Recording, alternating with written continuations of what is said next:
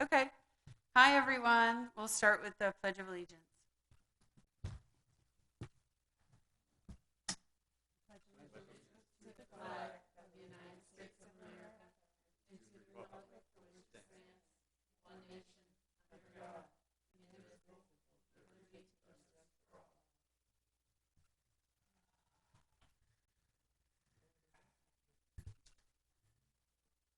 Roll call.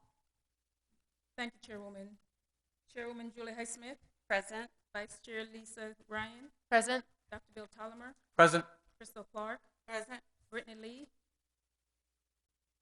Denise Lawrence, Darian Johnson, Present. Councilman Jeff Amara. Present.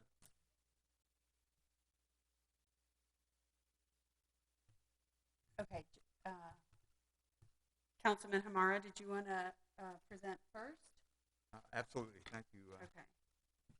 Madam Chair. I appreciate the opportunity to recognize, let me just stay here for a second, Darian Johnson, who has been with us for the past year, done an outstanding job as the student member of our Education Advisory Board. We always find ourselves well informed as a result of his well thought through, well presented reports, and I want to congratulate him on his upcoming graduation. That's still true, right? Okay, good. Just wanted to check. But seriously, Darian has been a huge asset. He really has, and he has set a great example and represented Royal Palm Beach High School extraordinarily well. And in honor of his service on our Education Advisory Board, I want to present to him this certificate of appreciation. I'll read it, and then if you want to step down to the middle, I'll present it to you formally, Darian.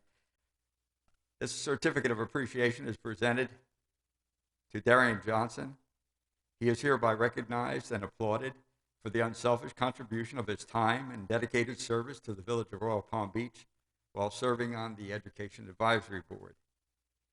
This is given with gratitude and heartfelt thanks this 10th day of May, the year 2021, by the mayor, or me acting for the mayor, of the village of Royal Palm Beach on behalf of the village council and all the citizens of the village. I had signed by Mayor Fred Pinto, and there's a interesting phrase which is very powerful. I never noticed this before down in the bottom of the certificate, and it says commitment. Commitment is what transforms a promise into reality. It is the words that speak boldly of your intentions and the actions that speak louder than words. It is making the time when there is none. It is the daily triumph of integrity over skepticism. So, Darian?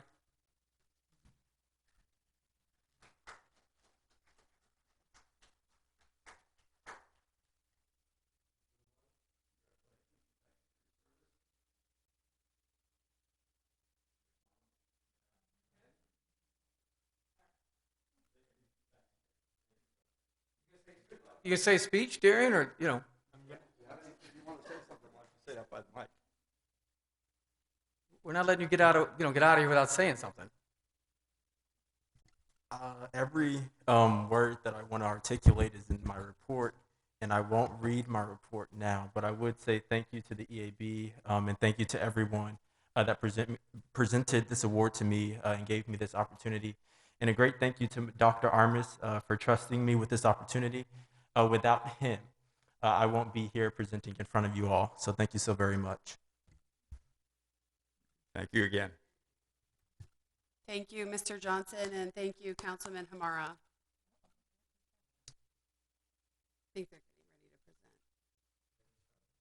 Yeah. Okay, and we have our presentation from Principal Epstein tonight. Good evening, board. Good evening, colleagues. Can everybody hear me okay? You guys can hear me? All right. So I see thumbs up. I see yeses. And Steve, we can't hear you. You guys, everybody else can hear me? Sometimes that's a good thing, Steve, but not tonight. So, Maybe only us. I'm going to go through for you. So just kind of share what we still can't hear you, Steve. let me Hold on a sec, Steve. Let's see if we can get the volume.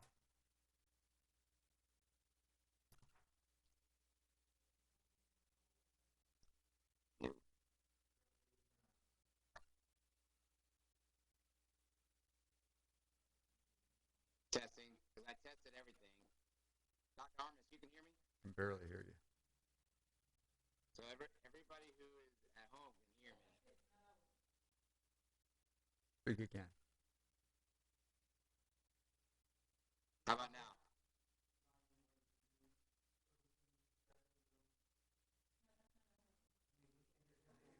Yeah, they can hear him. They can hear me. Can you testing 1, 2, 3, 4, 5.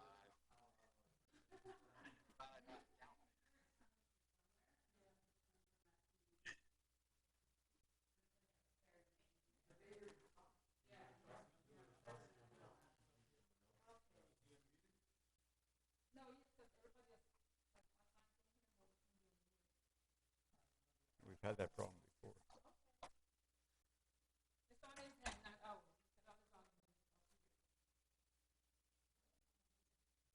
I'm starting to get a complex.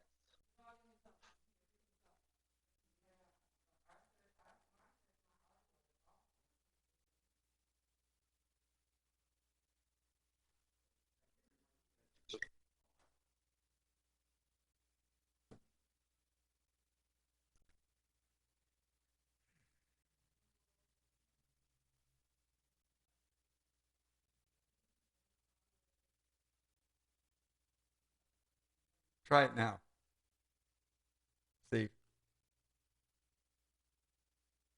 Steve, can you hear me? Great. Valerie, can you say something to see if we can hear yours too? Can you hear me? That didn't help. Everybody's the same. You guys can hear each other. We can't hear you. It's very, very, very. Yeah. Oh, no audio. Can you hear any? Can you hear me? Just a little Barely. bit, Valerie. We can't. Yeah, and everybody is extremely clear Wow. from our It's almost perspective. there. It was there for a Can you minute. hear me now? Did you turn your volume up, Valerie? I did. Yeah.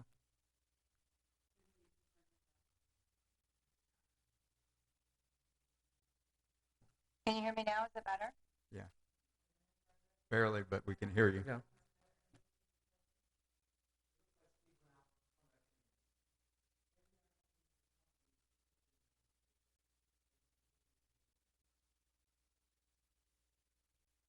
While we wait for Principal Epstein, can anyone else that wants to speak just check your volume for us right now? So this is the other Valerie Haynes. Can you hear me? Can you turn your volume up? How's that? That's better. That better? Okay. There, 100%. Good evening. Can you all hear me? Yes.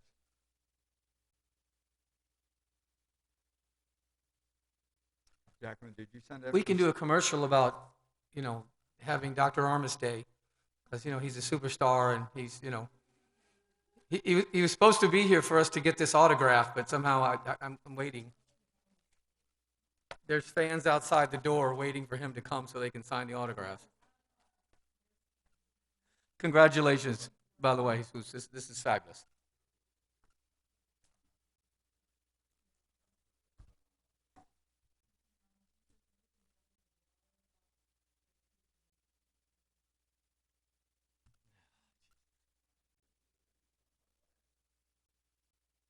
Well, he's just, when he comes back in, he'll just have to. Yeah.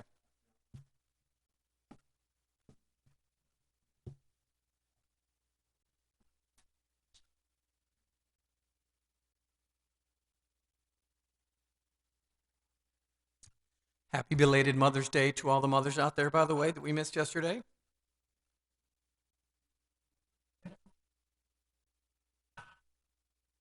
Crystal, that's Mother's Day, Grandmother's Day, and Great Grandmother's Day to you.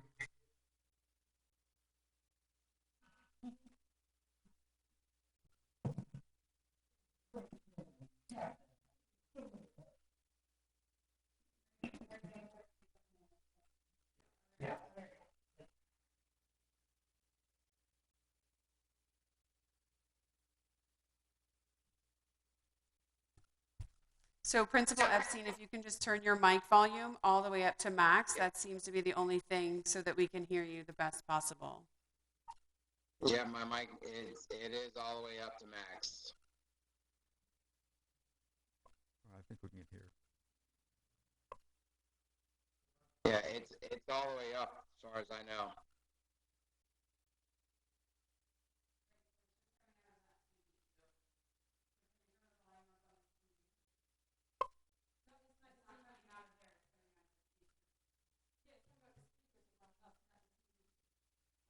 So is it turned all the way up?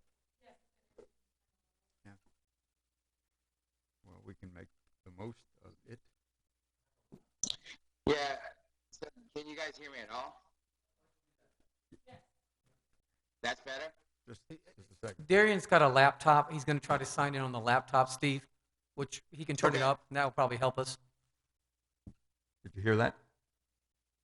Yeah. Wow. Okay, we're hearing you now. You good? Yeah, we got you.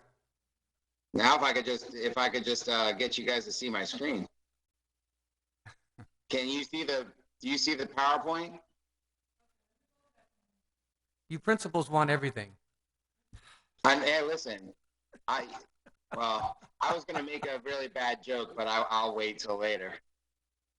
I'm so disappointed. I figured you would be. So, Hang on. You gonna share? yeah. Okay. We're making progress. Hey, listen, it's technology. I was gonna come in person. I should have. In person would have worked. All right. There we go. Can you see the PowerPoint now? Yes. All right, perfect. All right, so it's only 200 slides, so we're good. I really would have been upset if you guys couldn't see it. So, first and foremost, I just want to let you guys know.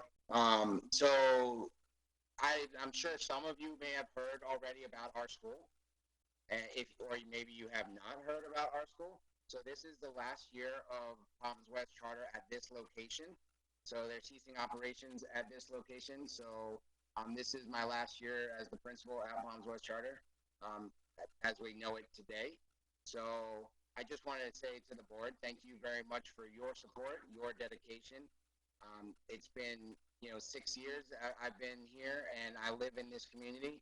And I grew up in Palm Beach County. I went to Wellington Elementary, Crestwood Middle, Wellington High School. So I'm a product of Palm Beach County and district schools. I have nothing against district schools. I've worked at actually a couple Palm Beach County district schools in the past. So it's really been great to work with my colleagues in Royal Palm Beach. I feel like we have a good relationship. Dr. Amos, you don't have to put your 2 cents in right now, but I do feel like we have a great relationship. I can reach out to my colleagues whenever I want, and they respond. So I just want to say thank you to them, thank you to the board, thank you to the support of Charter Schools USA, which is our organization, and thank you to the support of the district. It's really been great to be a part of it. I do not know where I'm going to land yet, but once I do, I will let everybody know.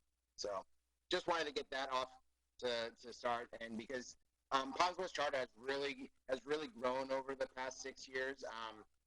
Before I got there, and we've really become very community oriented and very service driven. So I'm going to share just what we've done throughout this year, through this pandemic. I started last year at the very end of the year when we went into the pandemic. We were actually, by the National Charter School Alliance, we were actually named an above and beyond school nationally, just because of what we do throughout the pandemics. And we started with the food drive in Royal Palm Beach. We're still, I wish I could make it on Wednesdays. Hopefully we'll be able to get there soon. But so these are some of the things that we've done throughout the year, and who we are. Obviously, that's myself and our assistant principal. Who we are, we really truly have strived to empower the whole child to reach their individual academic achievement, and engage in community service. And that individual academic achievement is important, I think, for all of us as educators, because everybody does learn at a different pace. Everybody is at their own level, and it's really reaching to the individuals, and then meeting their social emotional needs, just to get a love for learning. So, and I know we all do that. And Royal Palm Beach is such a tight community, and I love I live out in Royal Palm Beach, so um, it's really great to see all the students at all the schools, be a part of the community and really want to strive to better our community. So something that I'm starting off with, and this is just because it's I think a little interesting. It only shows that there's 4 kids there. However, this was a class of 20.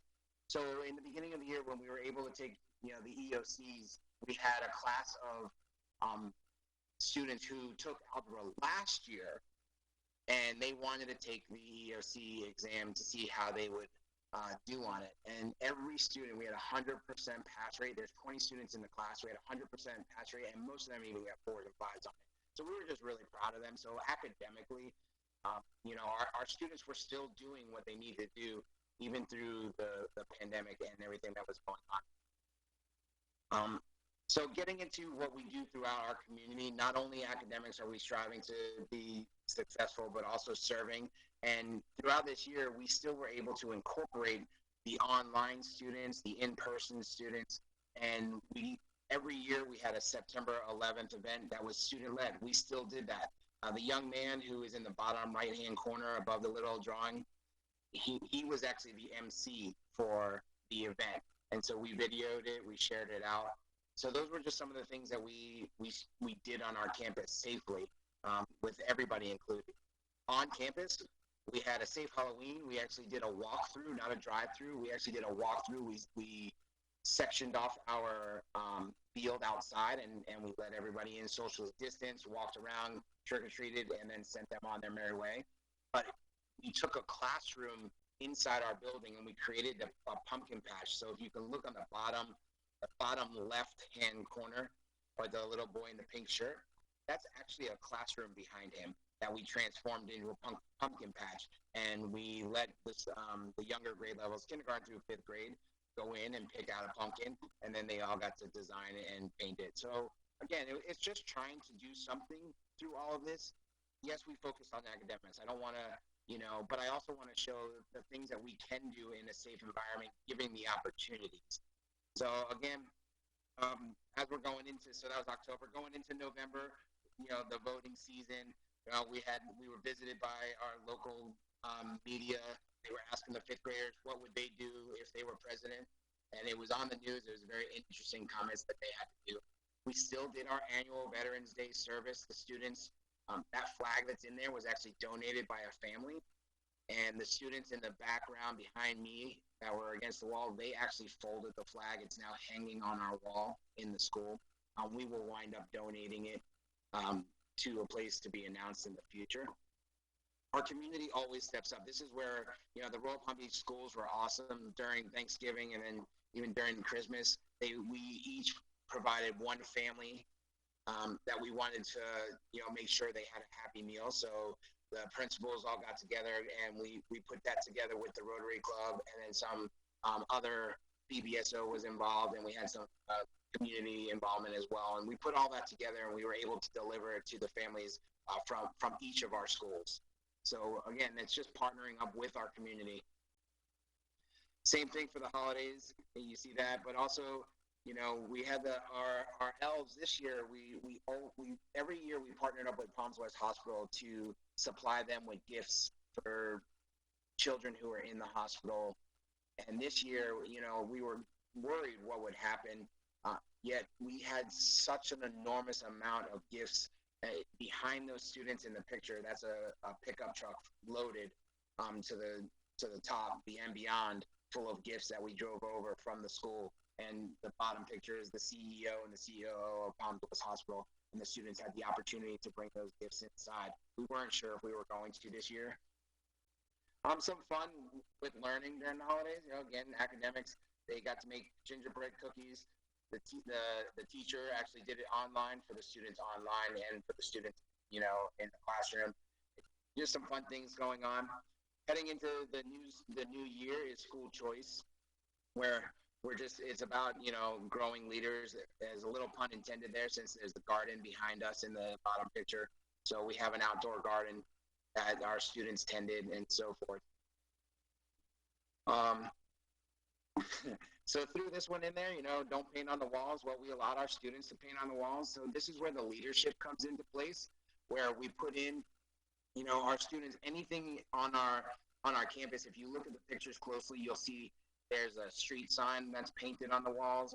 All the paintings around our campus were student driven. The idea behind it was, again, so that they had ownership of their school. Heading into February, I stole this line. Jeff might know where I got this from. Sorry, Councilman Herrera. My apologies. Service above self. So every project we do on campus is really a school-wide project, not just a grade level. So if you look at the hallways, every hallway had a different concept that they were going to talk about, and they created bulletin boards based on those concepts during Black History Month. Staying in February, we still wanted to share our hearts with Palms West Hospital, the nurses, for doing so. We had our students, kindergarten through 8th grade, write handwritten letters to our nurses. And also, so there's a basket for the patients and a basket for the nurses, and we delivered that to the hospital as well. Moving into March, we were still able to do, so this was Women's History Month. So when you look at this particular wall, again, we were able, this is just a sample of our middle school project, but we did this school-wide. But this particular picture is, there's kids at home, there's kids at school. You can see the kids are holding up their cell phones, and it was basically, who influenced them for women in their history, who influenced them to become better people. And again, that's talking about leadership, talking about, growing yourself and growing within, and who is that outside influence. So that in April, this is one of the newest things on our campus. And so our first grade students got together and they're like, what can we do? And they created a butterfly garden in the corner that surrounds our flagpole. So you can kind of see our first grade students worked with the first grade teachers and some parents that came in after hours, and they basically took the bottom left-hand picture, you can see it, and they turned it into the top picture. So it went basically from dirt, what you see there, with all of the stones and the rocks. Those were hand-painted by our students across all grade levels. We do Relay for Life. This Relay for Life was very interesting this year. There was a drive-through relay, which it fights cancer. My son is a survivor. He graduates high school this year, so this is very personal for me. He's a 4-year survivor right now, and so we've been a part of this. And they had a ceremony that we actually held through our school, but also this past 2 weekends ago, I guess it was, they had the relay at Okahili Park, and there was a drive-through relay there. And then finally, one of the students, we're a very small, I say we're a very small but mighty school and diamond in the rough. This was pretty interesting. We don't have an arts program on our campus, but this particular student was chosen out of from 50 works across Palm Beach County schools, middle school and high schools, for her art that she created in one of our classes. And so I just wanted to share that, because that's a huge honor. So our students are doing great things, and when you look at who we are, I think the 3 words really just kind of embraces my expectations of our students and our families and our community, and it's really to be engaged and empower yourself to do what's best for where you live and grow, and then be leaders out there. And that's kind of my mantra that I live by now, and that's our little school. Over this past year, we've all done some great things in our community.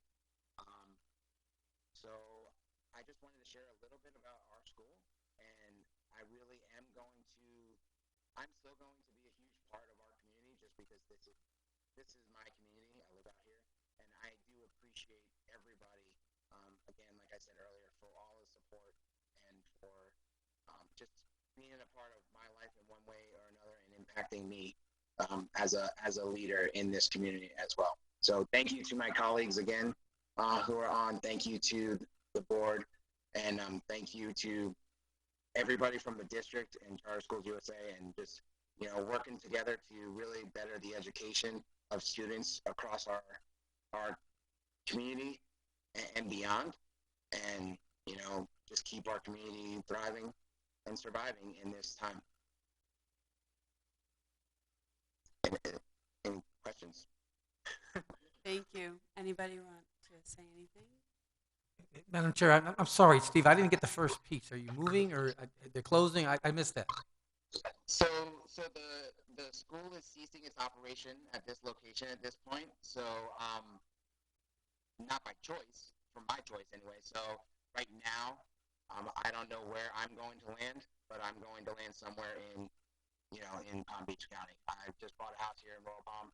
I know Councilman Herrera doesn't necessarily always like it because he says I'm too close to where he is. But at the end of the day, I'm trying to better our community, and so I'm not going anywhere.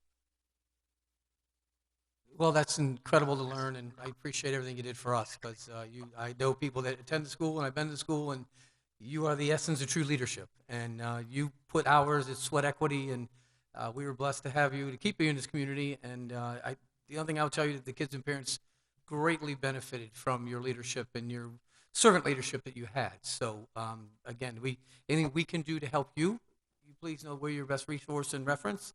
And thank you again for all you did in leadership and caring for the kids and making it that good for them, Steve. Thank you, sir. I appreciate that. It means a lot. Madam Chair, wow. Madam Chair, if I could just say something for a Sorry, moment. we're laughing because the sound just started working really loud. We're going from one extreme to another. Go ahead.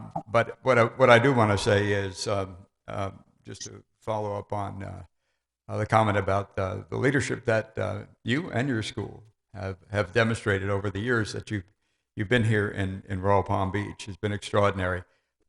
You live by the setting the example rule, and it is something that hopefully won't go too far away, so we can continue to benefit from that.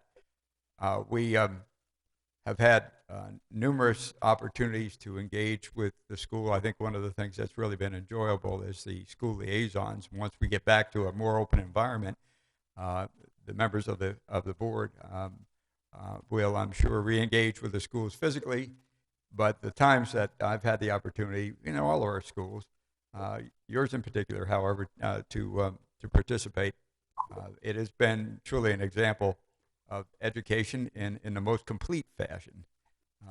Just bringing students, the whole student, to a place where they're proud of themselves, they're proud of their schools, and they bring a tremendous amount to the community. And for that, we thank you greatly. We owe you a debt of gratitude.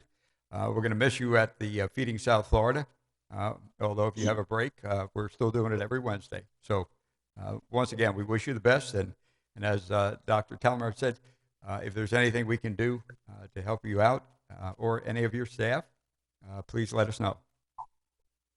Will do. Thank you, sir. I appreciate that. Thank you. And thank you again. Absolutely. And Dr. Armis, I'm going to have to bring that magazine over to get your autograph, sir. Just an aside, with a technical problem where you can't hear and you only hear little bits of pieces, and someone like Principal Epstein says your name and the only thing you can hear is a name and then people laugh, if that doesn't concern you, you're not paying attention. But thank you again. Thank you. Thank you.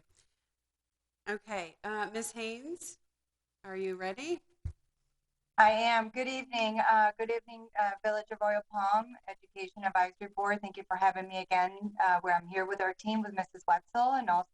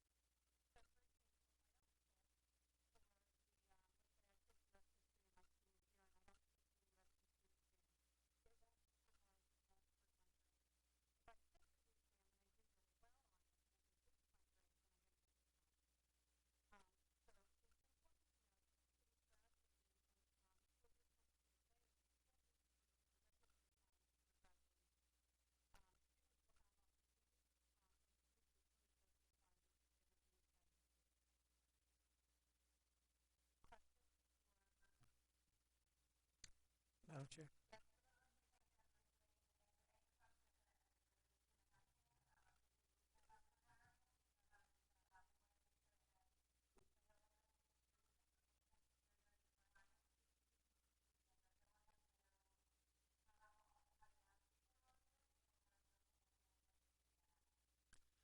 So, Ms. Haynes and Ms. Wetzel, certainly appreciate your advocacy to find many avenues to make this happen, because this is, as we all know, unprecedented.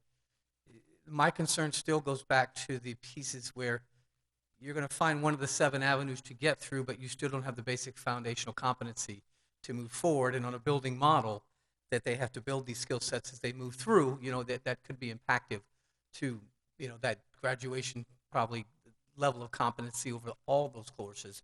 So I know you're doing some things summer to help people catch up a little bit, right?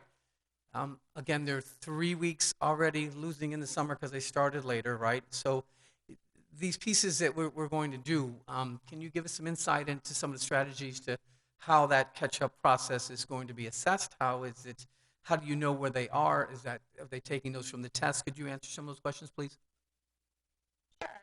So, yeah, to answer your question, students actually have been taking 4-minute assessments all year for us to be able to determine what their gaps are. One of the things that we have learned is that you can't really slow down. You got to keep moving forward while at the same time, kind of just plus those fast online. Because, like I mentioned before, I think it was the last time, it's going to take years for us to really have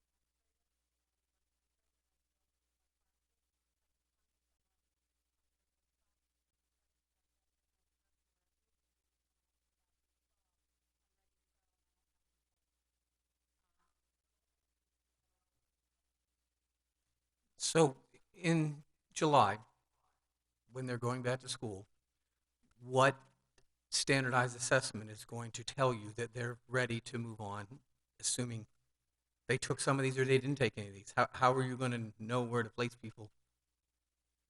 So in the middle school and high school level, when they do a credit recovery or a point recovery program, there are mid assessments along the way, and then a final assessment that tells you whether or not they have achieved the objectives and the standards for the course. If they don't achieve the standards for the course, they don't move forward. Okay, thank you very much for all your input. Appreciate it. Thanks. Jesus, did you want, or Dr. Armis, did you want to add to that?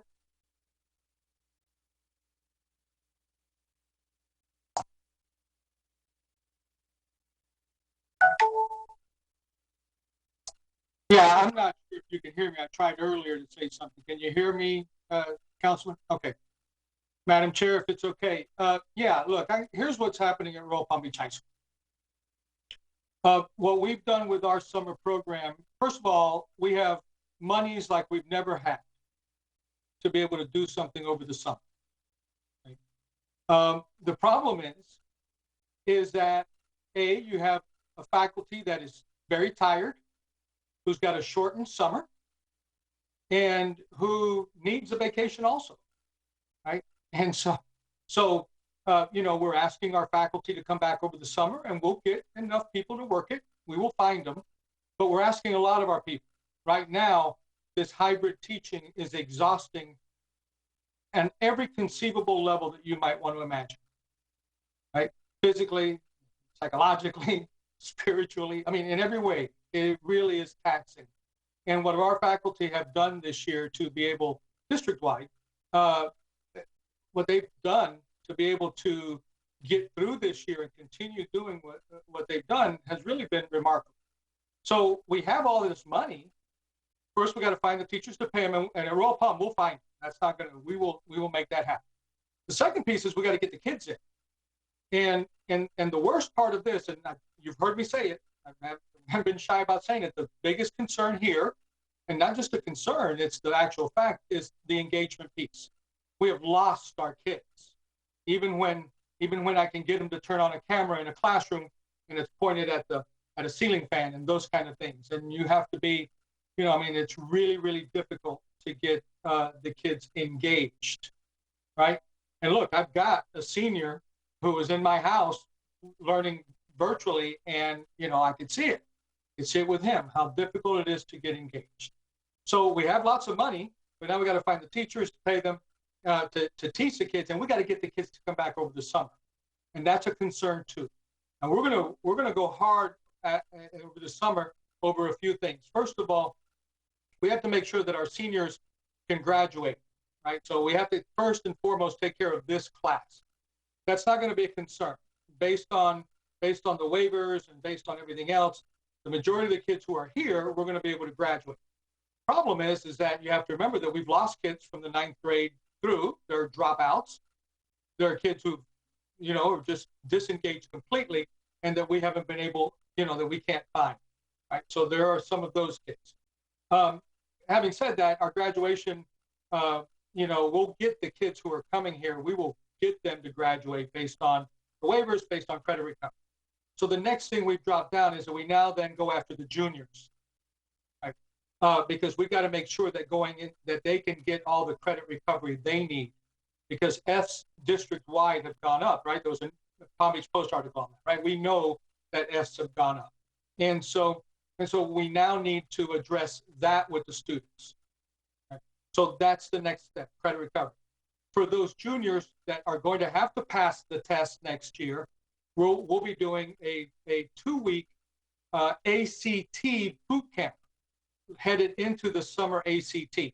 We'll get them the 2 weeks beforehand. We're going to go hard with them to try to get them to get the concordance score on the ACT. So that's so this is all leading towards getting those juniors up and going. In the meantime, we're going to go after sophomores and freshmen if we can, to try to do credit recovery.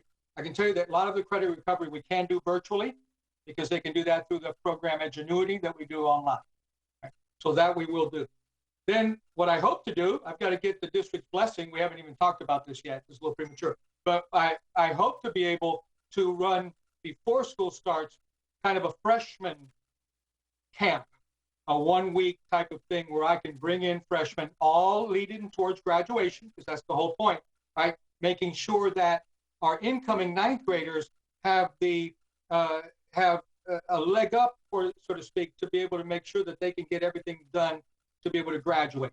Whether it's just making sure that they've got some skills coming in, just getting used to the new campus, right, and that kind of thing. We may even extend that out to sophomores, because you have to remember, we have an entire freshman class that hasn't even been on campus yet for the most part. So it is very comprehensive what we're doing. Of course, our central region, Ms. Haynes, Swetzel, and with the elementary schools, Ms. Green, they do a great job of supporting us and providing all the resources we need. And I mean that. I got the job. I don't need to say that. They do a really good job of getting us ready. The district, through their funding, has provided us with, through their sources, have provided us with the funding. But on our campus, we'll try to make it happen. But Dr. Palmer, what you're talking about is not summer work. What you're talking about is fall work once we get the kids back. I can't catch them up until I until I get them back, right, in front of us. And then once we do that, we'll go through a series of assessments, and most of it, to be quite honest, will be common assessments, right, through what we call our FSQs and our USAs, which are common assessments that test standards. And so what we will do, and that's within the classroom.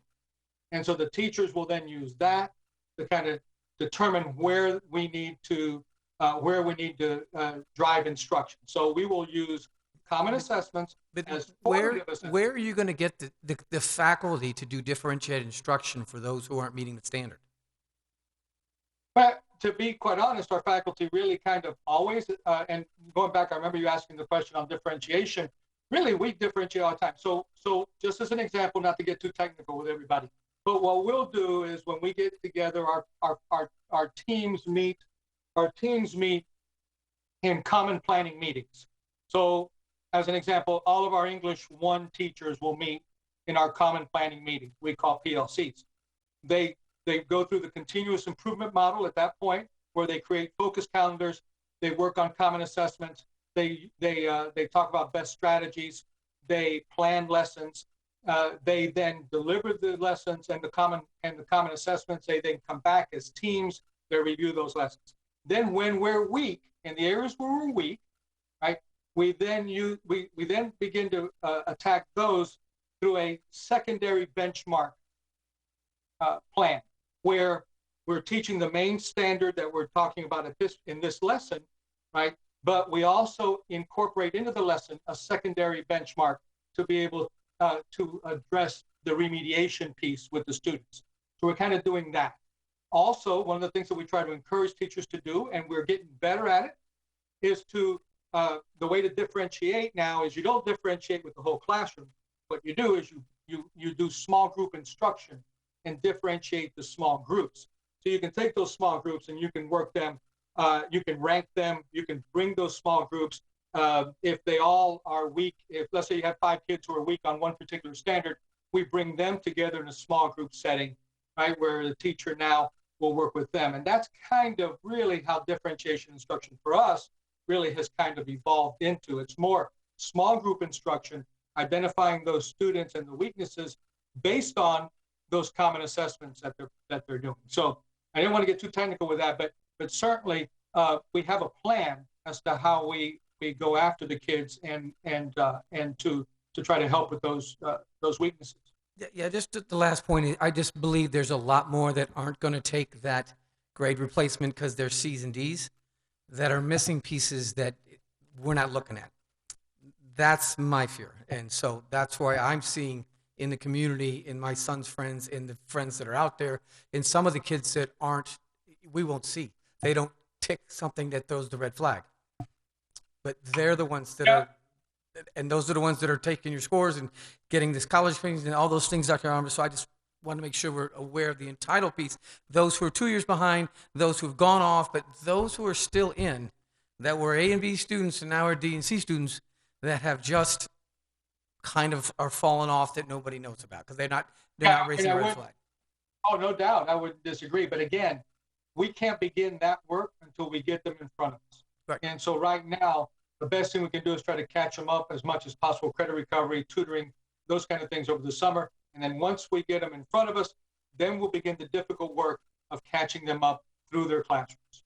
So I can bring my son to your house for the summer. Oh, no.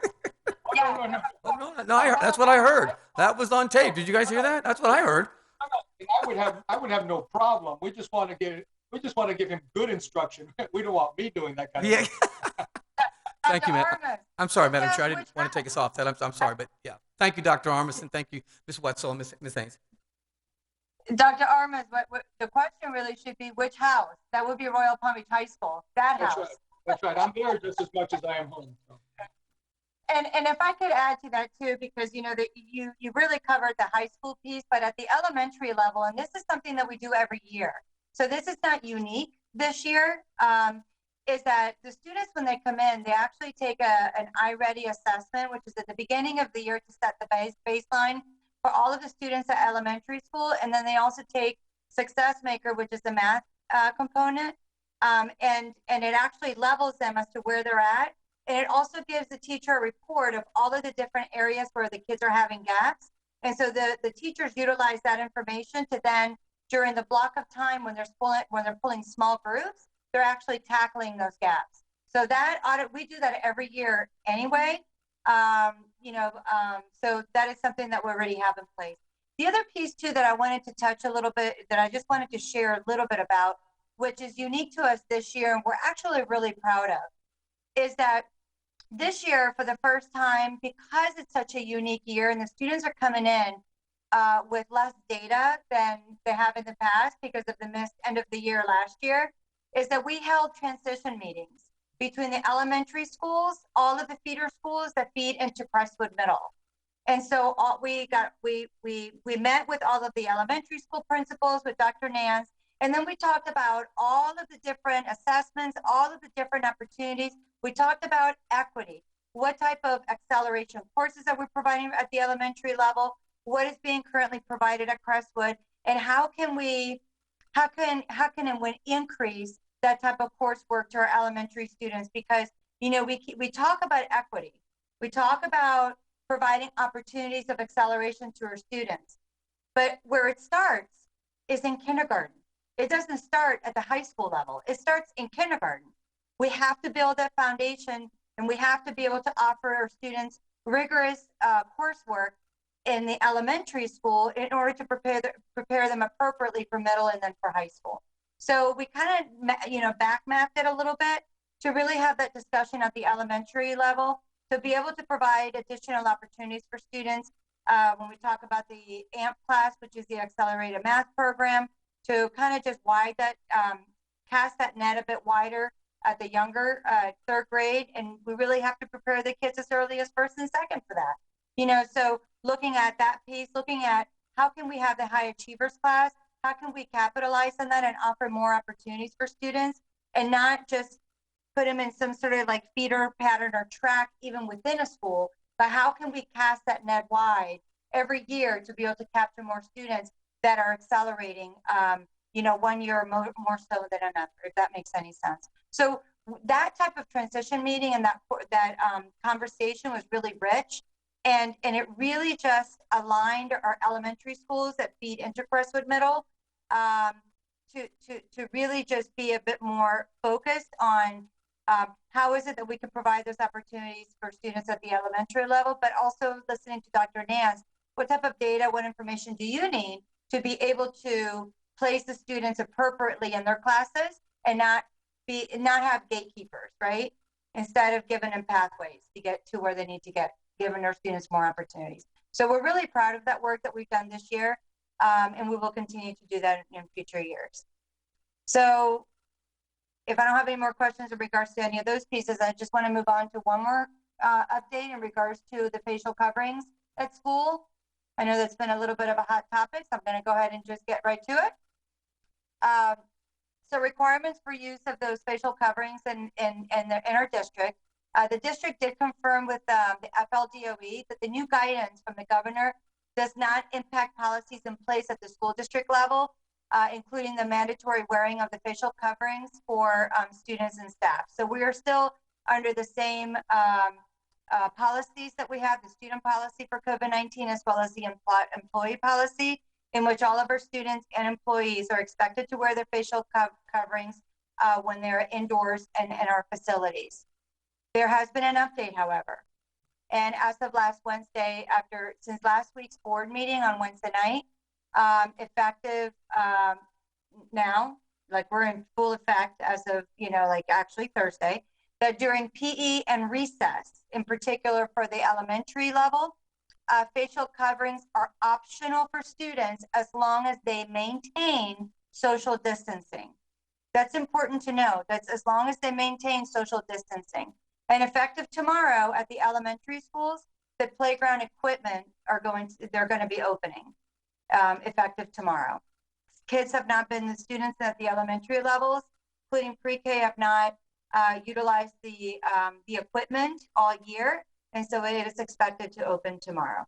So any questions in regards to facial coverings and playground equipment? Any questions at all? Mrs. I have Green, a would you like? question. Oh, yes. I'm curious how many, or what percentage, maybe you don't know this, of our elementary students are actually going to Crestwood, like from our feeder schools. Well, I don't have that information right off the top of my head. I can tell you that the school is about 55% capacity, so it does have room to grow. But I don't have that, but I can get that information for you.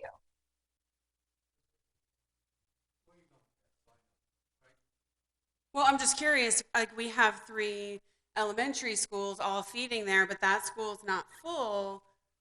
I'm just, curious why our one middle school is struggling, I guess, or seems to be from my parent perspective.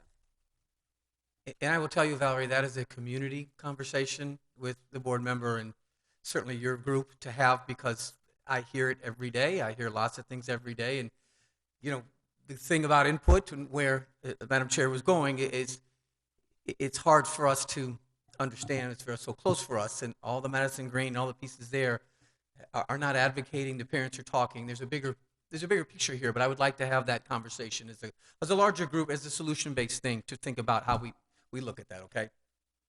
Well, the reason I asked what too was because you mentioned that our elementary is, meeting with the middle school for those, I feel like there's a lot of kids not going to that school.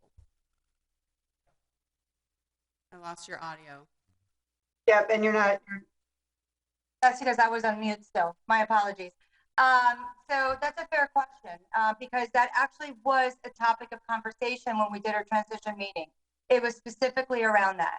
What is it that we need to do to encourage our students and our parents to move to our feeder pattern middle school, which in this case is Crestwood Middle, instead of seeking other opportunities such as charter or choice programming.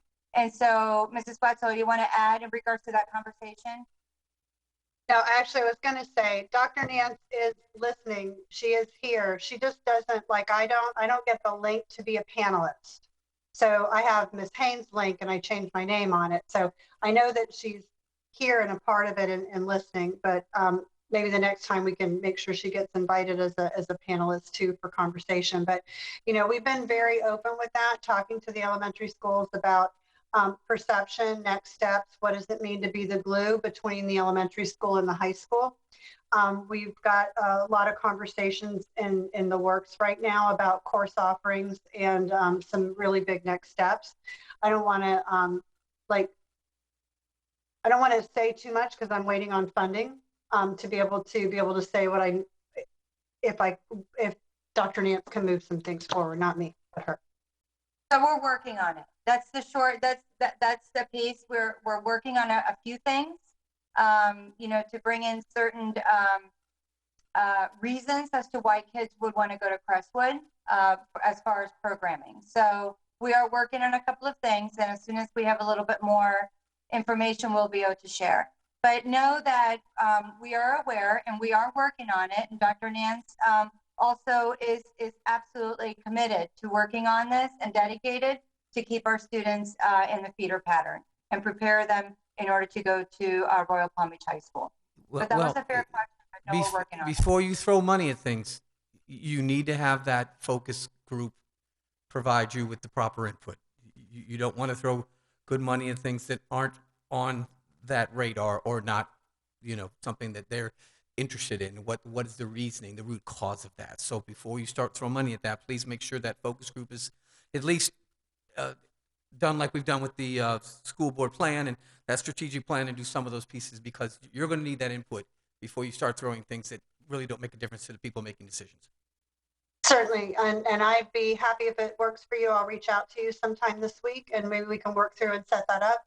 We have had some very small meetings, nothing that we've really advertised, but collecting data, and I would be very happy to work further with you on that. Thank you, ladies. Madam Chair. All right. I have a few updates for our elementary schools, if I may. Sorry, I'm sorry, Ms. Green, just 1 second. I Councilman was- Hamara wanted to say something. Well, we'll let Ms. Green go ahead and finish her comment, because I have a question actually for Principal Armas, so I can wait. Okay, go ahead. All right. Good evening. I have some good news from our elementary schools that I am just really excited to share with you this evening. Fortunately, I've been in all three schools in the last 2 days since Friday, and they are quite busy. The elementary school principals, as all of the principals in Royal Palm Beach, work really, really closely together. And it's very important to them that when communicating with our parents, that they have one voice. So one of the things that they collaborated on is their kindergarten roundup.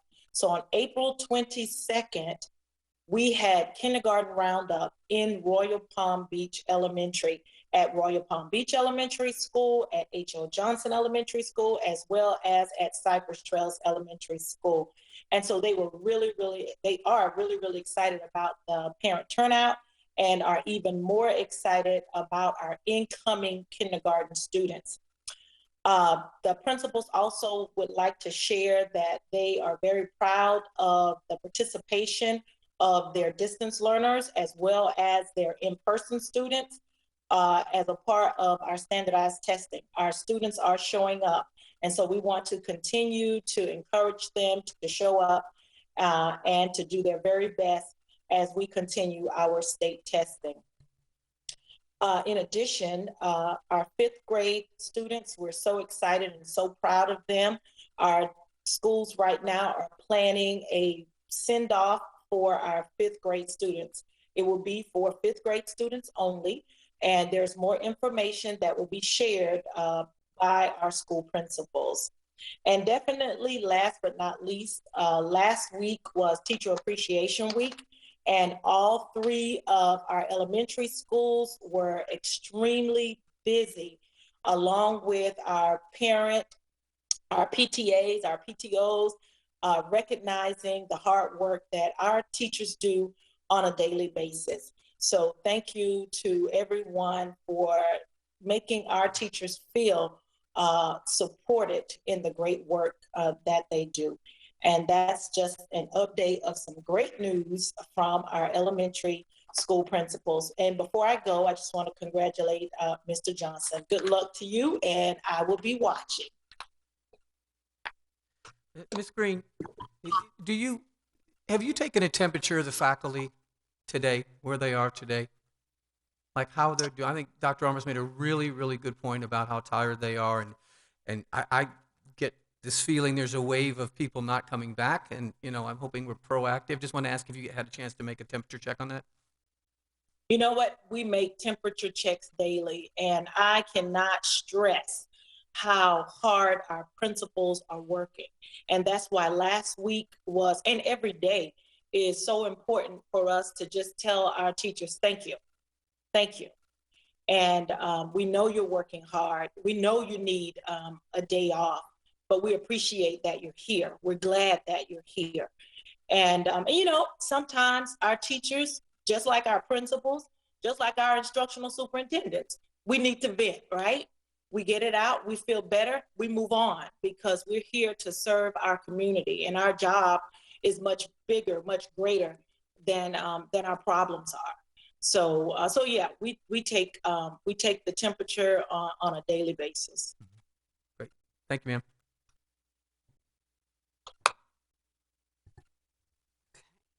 Anyone else? Ms. Andrews, did you want to? Yeah, Sorry. Oh, sorry. Let me go ahead and just ask a quick question. It might be a very obvious kind of an answer, but I think it's pretty clear that until we get the kids back in their classroom, catch up, other activities like that, just not going to be effective. And kids have gotten used to not being in the classroom. Keeping the kids coming through the front door, as Principal Armas likes to say, has been a challenge, but now probably an order of magnitude more different.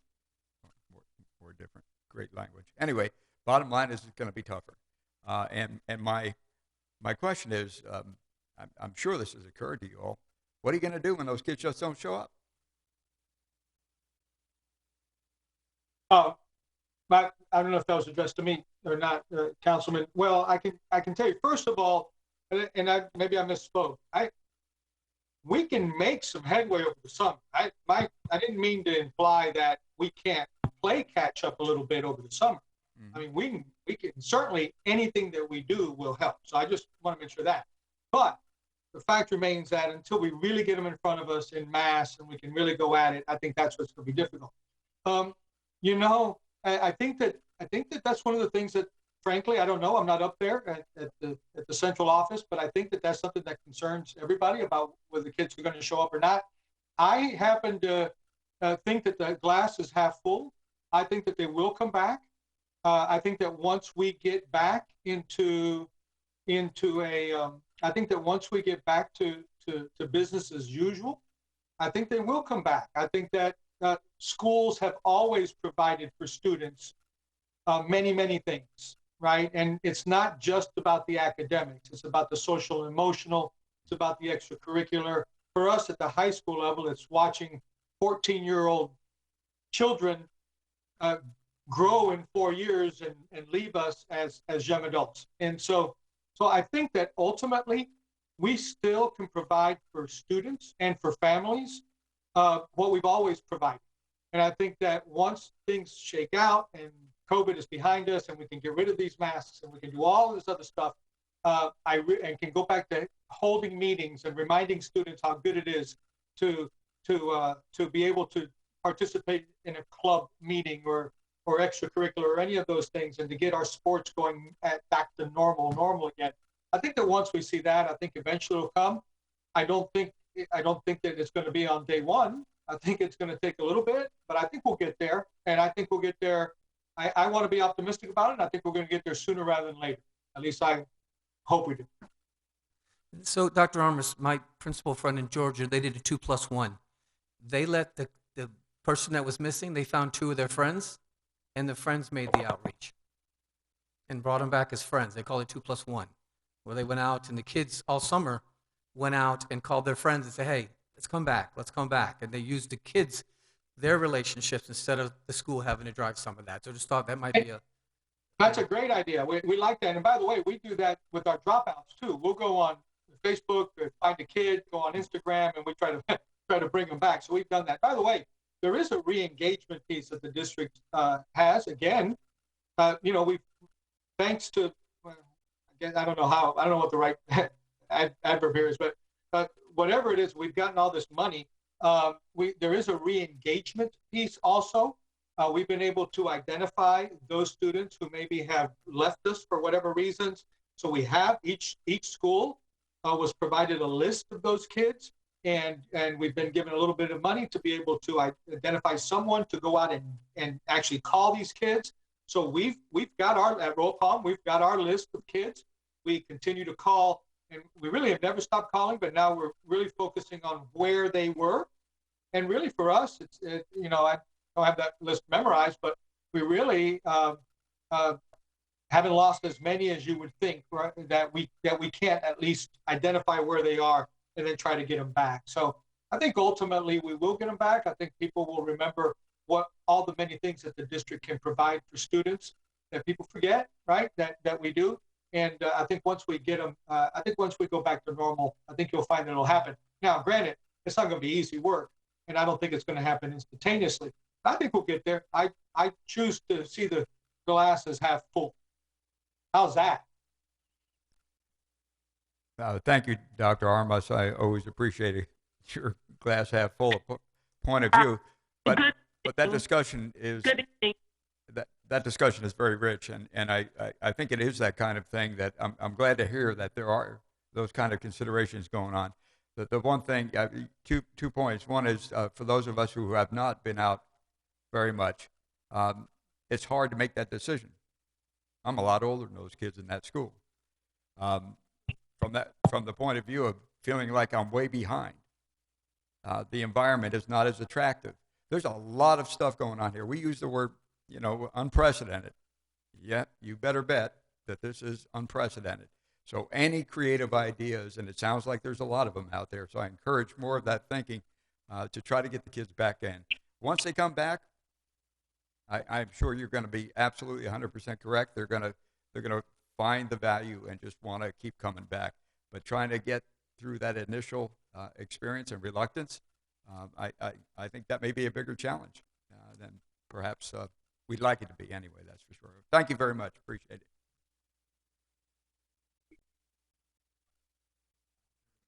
Okay. Thank you. All right. Now, Ms. Andrews, did you want to say something? Yes, quite a few things. First of all, good evening to everyone.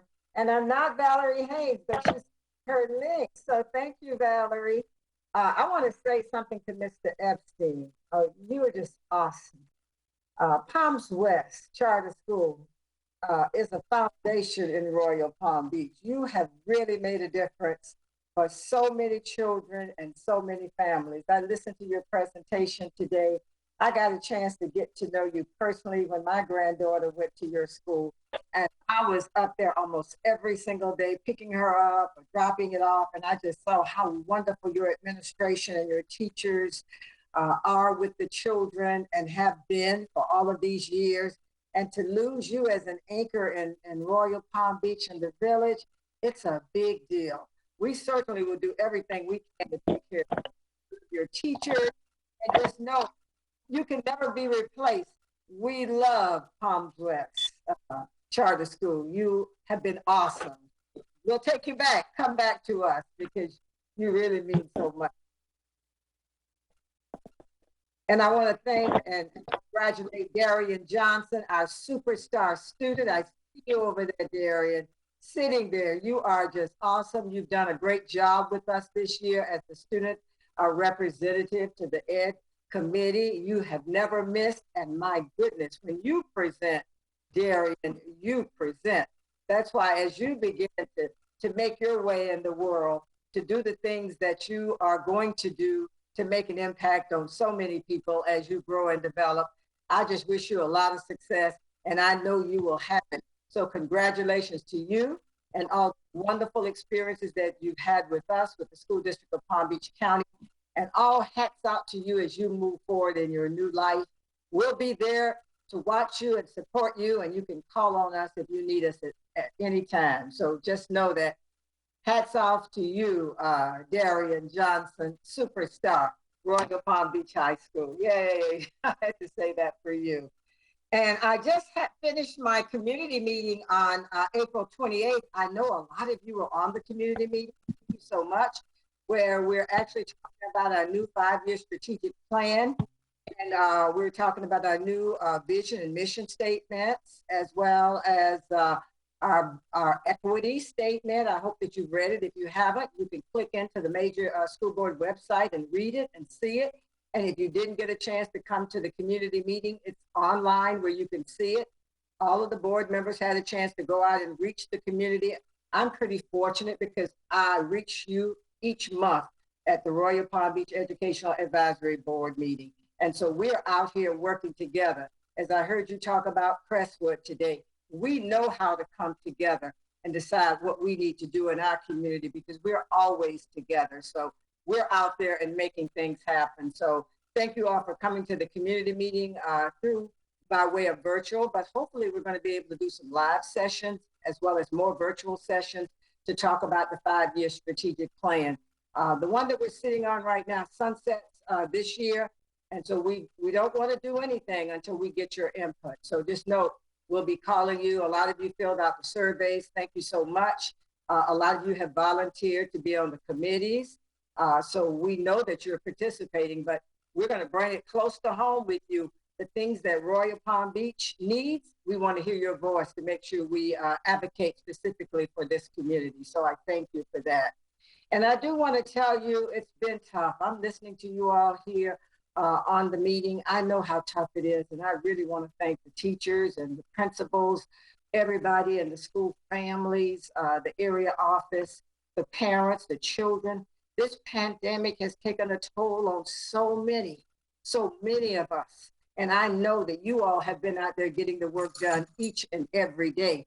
We just had Teacher Appreciation Week last week, and we appreciate our teachers every day, not just during Teacher Appreciation Week. We just had the Principal Appreciation just recently. And we love you, principals, for all that you do, because you're just like a mayor of a city. You run it every day on behalf of all of the children, your staff, the parents, and the community. And so we just really thank you and appreciate you because we've been through a lot of problems, a lot of mental stress, emotional stress, a lot of things with this pandemic. And the most focus we've had is to take care of our children. And you did not let it stop you from taking care of the children academically, socially, and emotionally to make sure that you could meet their needs, whether they were virtual or whether they were brick and mortar. You did it. And yes, the simultaneous teaching is awful. We really don't ever want to go back there again because we're leaving so many children behind. And as I hear you talk, we've lost about 6,000 children that we're still looking for here in Palm Beach County. It's real. They're out there, especially at the high school level. Thank you, Mr. Armas, for going above and beyond to find your children. But when we think big Palm Beach County School District, the 10th largest in the United States of America, we've got about 6,000 children that we're still trying to find, and they're a little bit of everywhere. And we're still trying to bring them back. And especially at the high school level, we talked a few months ago that some of them had found jobs and they've just kind of gotten disconnected with the academic piece. I love that we have credit recovery, Ms. Wetzel and Valerie, so that we can bring them back and catch them up, because that's what we're going to have to do. It's going to take us about 2 years or more to catch so many children up who have been hurt through this pandemic. Yes, we've gotten the money from the American Rescue Plan for ESSA funds for the elementary and secondary schools. That's truly going to help with this pandemic, for helping our children relearn the things that they did not learn during this pandemic. And during this time that we get this money that you keep hearing about, we're going to be asking for community input. Before we can spend one dime, we've got to hear from you. So you'll be hearing a little bit more about that. But we do have funding. And as you can see, we have a robust summer school. We have a whole lot to do with graduation to help these children that may not be able to march with the class when we have the regular graduation. We want to make sure that we can get them ready to march with the summer school. And we're lucky this year. At least we do have an ability to have our children get on their gowns, caps and gowns, get their diploma, and truly graduate. Last year, the class of 2020 had little of nothing other than the best that we could do because the pandemic was so bad. Yes, we're getting better, but we still have some way to go to get us to where we need to be. And as you heard Mrs. Haynes talk about the mass situation within the school district of Palm Beach County, I want to be real clear with you on that. The governor has sent out his order, as well as the Commissioner of Education has said what he needs to say as to whether masks should be mandated. So we hear them, But the Palm Beach County School District developed a policy back at the very beginning of the pandemic. And at that point in time, we put together the rules as it related to social distancing, as it related to mask wearing, as it related to keeping your hands clean, making sure that we had everything in order so that when children came back into the building, that they could be safe. And we're at a new place now. And as we talk to parents, you've got them on both sides. And I want to tell you, as your board member for District 6, I'm listening to every parent because we don't know what's happening in somebody's house as it relates to their child having to wear that mask all day. When I think about you, Mr. Armis, and all your teachers and all of the students wearing the mask for 8 hours a day, I have a daughter that's a teacher. I know a lot of teachers. And when you all come home and you're sitting in that classroom in that school building at Royal Palm Beach High School, and you take that mask off, it's as if you have a wrinkle or something has happened to your face because you have been under that kind of pressure all day. And that's for our teachers, our administrators, our school family. And can you imagine the little elementary children who have been wearing their masks for 8 hours a day? Their parents are hollering and screaming because they're saying to Miss Andrews and the rest of the board, we love our children and you're hurting them. And we're thinking about trying to keep them safe. And at the time we put the policy together, which overrides the governor's emergency order, as well as the Commission of Education, we were thinking about making sure it was safe for everyone. We're still thinking that, but we have to re-listen and rethink. And at the last board meeting, which was about a week ago, we said, when board members said there were children with masks on in 90-degree temperature on the track field and PE, and we said that just cannot be. And so it looked like we had put some processes in place to allow students to take their masks off, but it was a little bit of confusion that some of the principals didn't know that. So we made it clear now that if you're outside in PE or if you're in recess, as long as you're social distances, take that mask off. It's too hot out there right now. We don't want someone to fall out and get hurt. And the same thing for the playgrounds. They've been idle because at the beginning of the pandemic, remember, we were worried about the germs and touching. And so when we talked about it at the last board meeting, we said we felt like we could be safe on the playground, but we still want the students to be distanced because we don't really want anything to happen to them while they're on the playground if they get too close. And as of tomorrow, as you heard Mrs. Haynes say, yay, yay, yay, the playgrounds at all schools will be open. And so we are making progress with the school district of Palm Beach County by listening to parents. We heard the parents. We heard the principals and the teachers tell us, open our playgrounds. Stop the children who are out there in 90-degree heat walking around with masks. So we did that. Now we're looking at all of the pieces of the puzzle with our policy. And on the next board meeting, which is the 19th of this month, May, we're going to have Dr. Alonso there with us to talk about the health and science of where we are and where we need to go. The board is really anxious to make a decision because a lot of parents, we don't want to lose any more children, but we're being threatened now that people say that I don't know what you're going to do as it relates to masks or mask options or mandates. I may move my child. And we know that they love the school district of Palm Beach County because we have the best schools all over Palm Beach County. Our charter schools, all of our schools are great. But those that are with us now who have made friends, who've been in our district for so many years, they may be in elementary, but they might be in higher elementary. They may not be just kindergarten, just getting started. If they're in middle school, we don't want to break up their life. So it's going to be important that we continue to look at the science, look at the data, and remember that it's two sides of this coin. It's about mandating of the mask as well as masks being optional and looking at the science. As I'm looking now, I'm looking at a lot of the colleges opening up their doors. A lot of things are happening because we are getting better.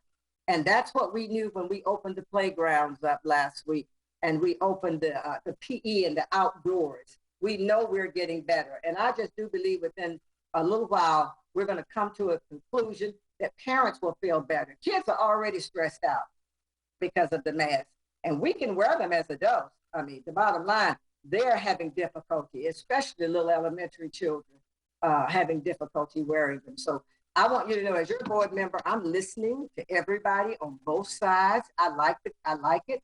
The glass half full, you know, and so I'll be looking at it from that standpoint. But I'm going to be talking to my fellow board members to make the decisions as to where we go from here, more sooner than later, so that we can see where we are. So that discussion is coming up with the health department, and I do want you to know that we know how hard it's been for everybody. And so we can't be against any one group. So when you see groups that are just crying out there and protesting about their child, there's no better parent that knows what's best for their child than that parent. So I respect parents from every angle, whether they're out there protesting to keep the mask or whether they want to make them optional or go away. I'm going to be listening to everybody, and I'm hoping that the school board soon will have a decision as to which way we go, whether we make them optional for the new school year, whether we make some changes immediately. It has to be a board collective discussion, and that's what I try to express to the parents. But I can tell you, I've been on my phone a lot, Mr. Armis, and all the principals and Ms. Wetzel. And you all know, you all are faster at the computer than I am. But I am reaching out to parents who reach out to me on both sides and just asking them to be a little patient, because we know we're losing students. We know that many of them are impacted by mental and emotional health because of all of the things that's happened to them, not just the math situation, just the academic situation, just by being remotely all year and wanting to come back to school. So it's a big a conglomerate of problems that we're dealing with when we talk to parents, because most of them say, well, I kept my child home because I didn't want them to have a mask. But now, I mean, we're still having masks, so that's the problem. Some of them say, if you get rid of the mask, I'm not letting my kid come back to school again. So it's a two-way thing that we're working on, but we have to keep the dialogue open. I can tell you for sure that I need you to continue to just know that the school board is working and we're visible and we're working with all of the parents and the community, and especially for the children, because when it's all said and done, it starts right with the children within our Palm Beach County School District. Do you have some specifics of me at this point in time on how we're doing? I hear your questions that you talk about. Well, are we going to be ready for the students?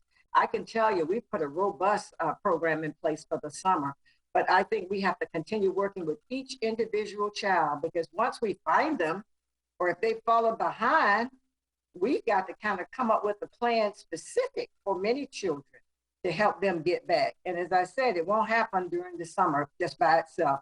It's going to take a few years for us to get our kids back. And we have to be patient and understanding and supportive, and providing the families as well as the children with as much social and emotional support to get them back on task. And I appreciate this committee right here, because that's what you do each month and working with us. Thank you so much. What kind of questions do you have for your board member this evening?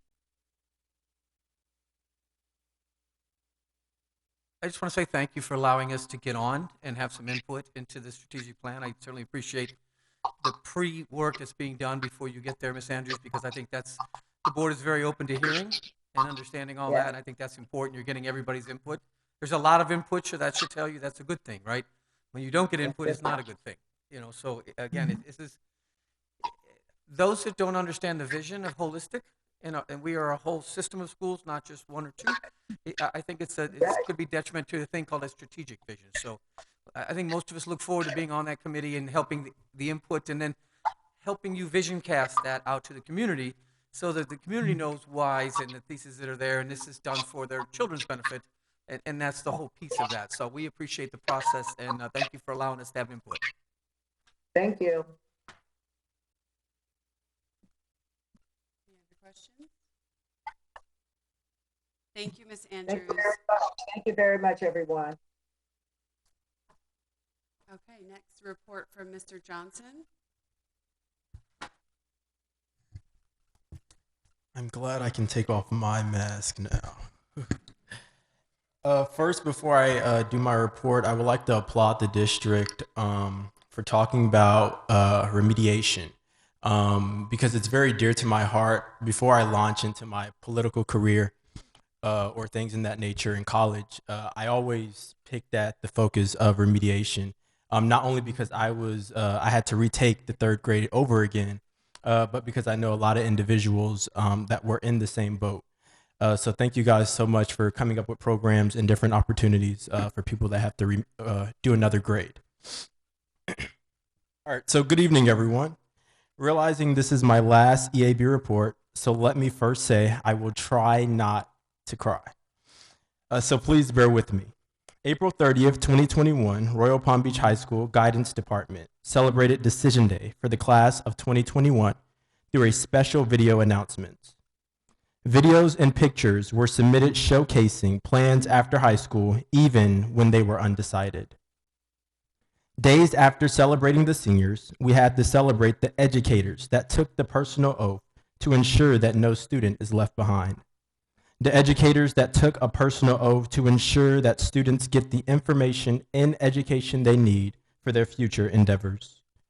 Royal Palm Beach High School clubs and staff bought gifts throughout the week, fed the teachers throughout the week, and was gifted with the beloved presence of Marcia Andrews as she served with the Education Foundation giving supplies to our educators. Nothing passed the administration at Royal Palm Beach High School because on May 7th, our PBHS celebrated food service staff. Our team calls themselves the Kitchen Sisters because as sisters, they ensure every kid starts their day off with a smile and a good morning. So thank you to all of the staff and or students who wrote inspirational quotes, wore yellow, and served the sisters on their special day. September 14th, 2020 was my first EAB meeting. So I came with a challenge to you all that I did not vocally say. Let me elaborate. Each year you all have a chance to meet the representative from Royal Palm Beach High School that will serve on this board. You'll have the opportunity to bond with them after the meeting, but I wanted you all to connect with my heart through trust. I wanted you all to trust me even when you couldn't shake my hand. I wanted you all to feel my heart for the community and students even when you couldn't speak to me face to face. Because we all know that this pandemic taught us that even if I'm looking at you through the lenses of my computer, I will still have the ability to know your motive because I simply feel your heart. Each individual that is under the sound of my voice felt my heart. This board didn't just hear the articulation of my words, but felt my spirit and my heart for this community, for Royal Palm Beach High School, and the school district. You all didn't know I was retained in 3rd grade, but just like Maya Angelou said, still I rise. You all didn't know my mother was diagnosed with breast cancer twice, years back from now, but still I rise. December 18, 2018, I was scheduled to work Christmas trees with student council, but couldn't make it because my stepfather passed early that morning. But still, I rise. You all didn't know how many clubs I was a part of, but in totality, you all felt my heart for these students and for this community. So if I may have a moment of personal privilege and thank you all. Thank everyone on this board that felt my heart. Thank you all to this board for adhering to the students and parents in this community. Thank you to this board for raising cutting-edge leaders like myself. And thank you for this board for encouraging me and inspiring me in the scholarship interview. I say thank you to my school and principal for trusting me with your heart to represent Royal Palm Beach High School. Thank you to my high school and middle school principal, as well as assistant principals, for teaching me how scholarship, leadership, service, and character will bring me a long way.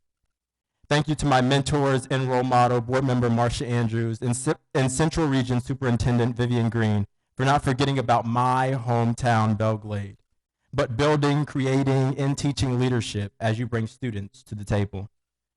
Thank you to my mom for teaching me to stay true to what I believe, because through me being true, I was able to elevate, grow, and sustain. And lastly, thank you to my Wildcat family, my father, my brothers, my niece, my sister-in-law, family, and friends, for telling me that I'm not just talented, but anointed for a time such as this. So as I leave you all, but forever dwell in your presence, I say, there is power in being underestimated. Because when you understand who you are is not predicated on what people think of you. When you understand who you are is greater than your economic background. Because who you are is the correlation with how high each of you aim. I pray that as this board exceeds lofty heights of success, that you won't lose your aim or your fight for this community. I bring my report to a close with the saying from my Morehouse College, my committed college, that says, ask for what makes you come alive and simply do it. I yield the floor now, but never forever.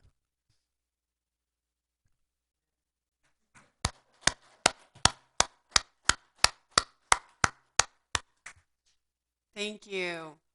It was great, as usual. On behalf of all of us, thank you for all of everything you did, every meeting. Your report's our favorite, hands down. Anybody else? Can we talk a little bit about our scholarship interview? Please. Yeah, go ahead. So we're blessed. One of the best things we do on this board is to give out scholarships. And we get to interview these young people, and Darian, which was one of them, which of course was amazing because it's Darian. But I want to say that we have some of the best young people. You just don't understand what they brought to the table and how powerful they were, how passionate they were, and how confident they were, which is really, it's just amazing how what they look like on paper when they get in front of you is totally different. It's totally different. They transform the entire interview.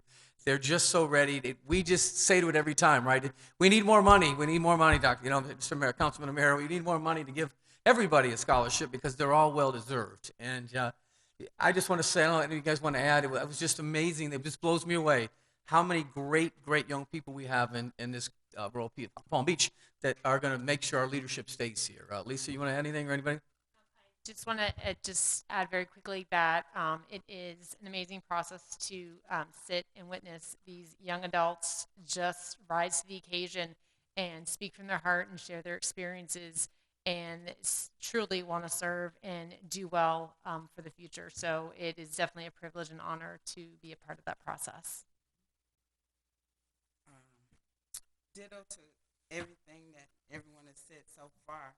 One of the biggest things for me has been that I come from a community where everybody left and never wanted to come back and couldn't wait to get out.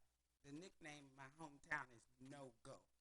So that tells you how bad it is. But to hear the students say, I'm coming back, I'm coming back, I'm coming back, I'm coming back. My charge is to you adults.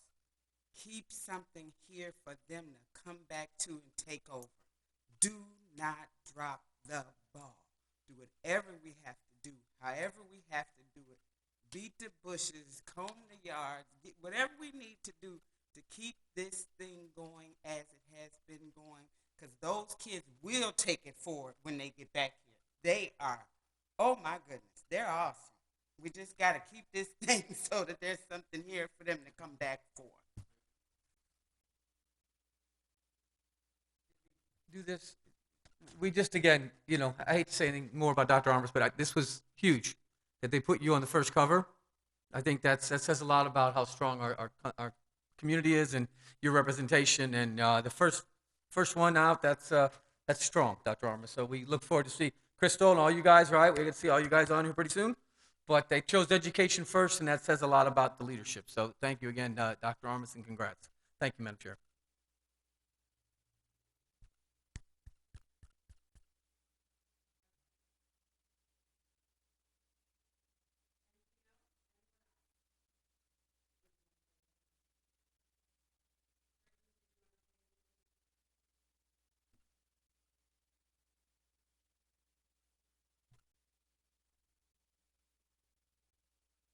Brittany, do you want to say anything about the scholarships or anything, or?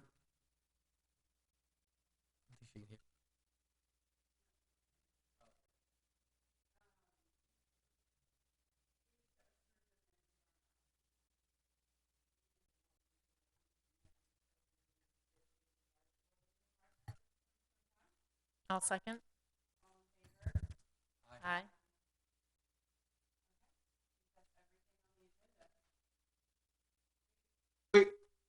We can't hear. We lost you.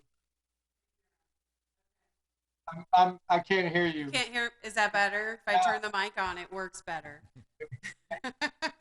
We were approving our minutes from our last meeting, so that's all you missed. I got that, Madam Chair. When you get a chance, may I just Go say ahead. one Yep, thing? go ahead. Okay. Thank you. I didn't. I know I've had enough airtime, but first of all, thanks, Dr. Tolomer, for that. Yes, it's great for the school and great for the district whenever good things are being said about the school, even if it has to come with a picture of me. that's that's always kind of. Miss Amato reminds me often that I have a face made for radio, and so we try to get to it anyway. But I do have a couple of things that I need to get out. First of all, we want to thank Darion.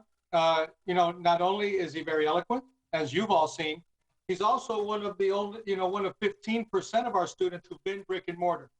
And so not all of our student council came back brick and mortar. As the president, he did. He's been on campus every day leading the work that the student council does on our campus. So I'm grateful to him for that. And so, and obviously you've heard how eloquent he is, and he is going to Morehouse. And so we wish him great luck in that. We appreciate all the work that he's done. And thank you for recognizing him.